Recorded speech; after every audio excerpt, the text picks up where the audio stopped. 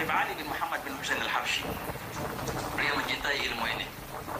Sampai-sampai beliau membuat daras, kalau pagi-pagi itu belajarnya dia belajar nahwu. Diprotes sama ulama Hadramaut. Pagi-pagi belajar nahwu, memulai hari dengan nahwu. Ya Habib, kita biasanya memulai hari dengan Al-Quran, dengan baca hadis. Masa pagi-pagi Dharaba Zaidun Amron? Gimana ceritanya? Tetap, ya, pokoknya pagi-pagi belajar nahwu gitu.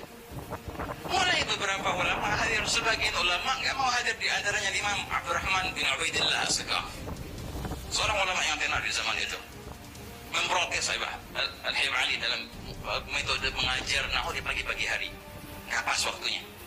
Tahu apa yang terjadi? Ikhwani, ketika orang telah tenggelam di samudera yang orang ia cintai, maka semua perbuatannya tidaklah dia melangkah melainkan dengan rujuk dan izin. Ketika Imam Abdurrahman bin Ubaidillah As-Sakaf di pagi hari kita habis salat subuh lagi baca wirid, beliau ngantuk, beliau tertidur.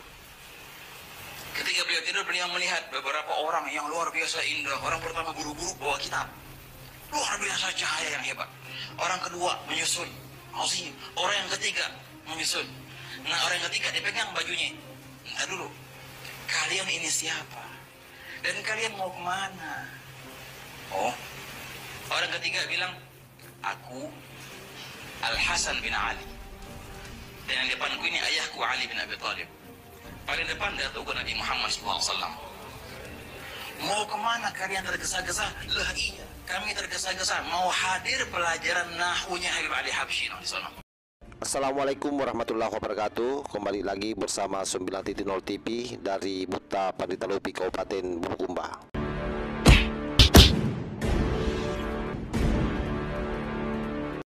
Para kabit ini memang betul-betul ya menguji kesabaran kita semua. Bisa dibayangkan kalau Nabi besar Muhammad SAW bersama Ali bin Abi Thalib dan Sayyidina Hasan itu berguru nahwu kepada Kelambak Lawi. Saya kira ini kedowolang yang sudah tidak ada lagi di atasnya, sahabat ya.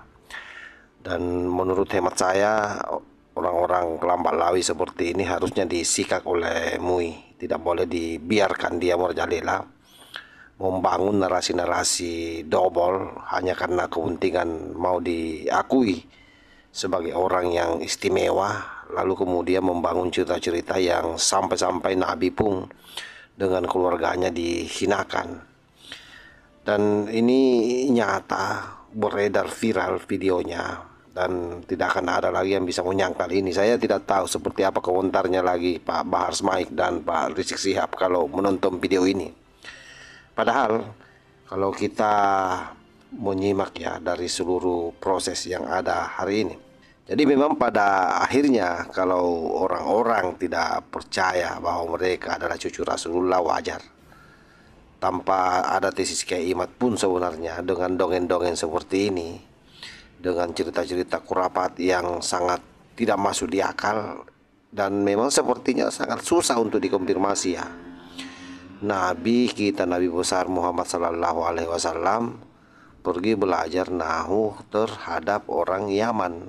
Aduh, bahaya terhadap habaib ini. Jadi memang luar biasa dan nyata ini, nyata. Jadi maksud kita begini, kenapakah otak ini tidak dipakai? Termasuk ini orang-orang Islam ya, yang selama ini juga selalu mendengar ceramah-ceramah mereka, kok mau saja dibodoh-bodohi dengan cerita-cerita seperti ini. Kita bukan tidak percaya yang namanya mukjizat, tapi ini sudah sangat keterlaluan. Sekali lagi ini hal yang sangat kurang ajar menurut saya. Manusia paling mulia di muka bumi dihinakan seperti ini. Dan sekali lagi keanehan yang terjadi itu karena masih banyak juga orang-orang Islam, orang-orang Muslim, khususnya orang-orang NU yang mendongak di situ, mendengar ceramah-ceramah seperti ini. Kenapa tidak dilempar batu ini orang-orang seperti ini yang double begini cara ceramahnya ini? Bajingan sekali ini orang. Ini yang saya sangat sayangkan sebenarnya. Oleh karenanya memang membutuhkan kesadaran berpikir dari kita semua. Kita harus bangkit secara bersama-sama, dan video-video seperti ini kenapa kemudian terblow up ke publik? Ya boleh jadi memang karena ini sudah hukuman dari Allah Subhanahu wa taala kepada kaum mereka ya, yang selama ini memperdaya umatnya Nabi besar Muhammad sallallahu alaihi wasallam dengan doktrin-doktrin bahwa mereka adalah cucu Rasulullah sallallahu alaihi wasallam. Hal yang menurut saya sangat miris dan sekaligus membuat kita semua ini yang sadar, yang masih berfungsi otaknya, itu selain kasihan, muak, jengkel, dan apa ya, rasa-rasanya orang-orang ini semua, terutama yang double-double ini, yang selalu cerita-cerita halu hanya dengan modal riwayat-riwayat yang tidak jelas, kisah-kisah dongeng seperti ini, dia naik di panggung. Ini yang kita pusingkan ini juga, ini banyaknya orang Islam ini yang ikut-ikutan double otaknya, terutama orang-orang Islam di Nusantara ini yang masih banyak menghamba kepada mereka dalam tanda petik, menyembah-nyembah kepada mereka dalam tanda petik ya.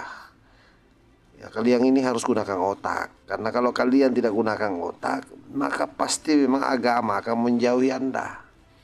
Akan selalu Anda salah tafsir terhadap agama itu, karena agama itu memang memerlukan pemikiran, memerlukan akal. Makanya Tuhan bilang apalah ta'qilun, apalah tatafakkarun. Itu jelas sekali itu. Pakai akalmu, pakai otakmu berpikir.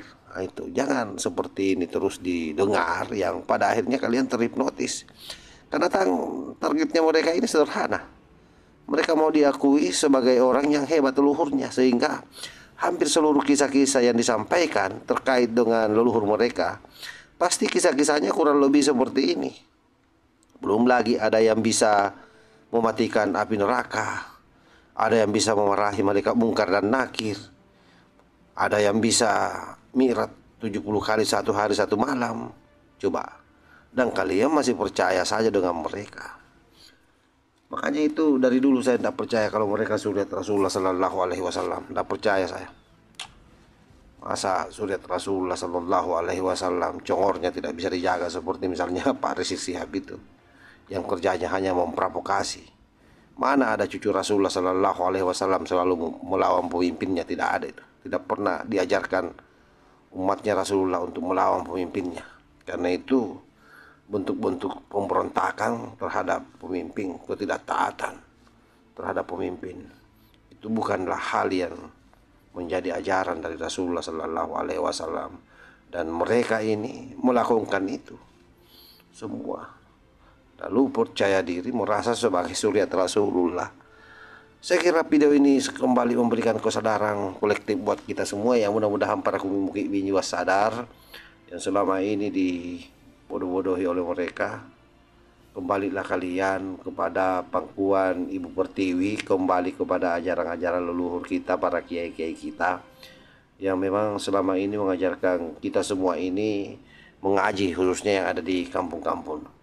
Jangan mudah terglorifikasi dengan cerita-cerita kurapat seperti ini, yang pada esensinya ini adalah bagian daripada pembodohan dan sekaligus pengukuhan identitasnya.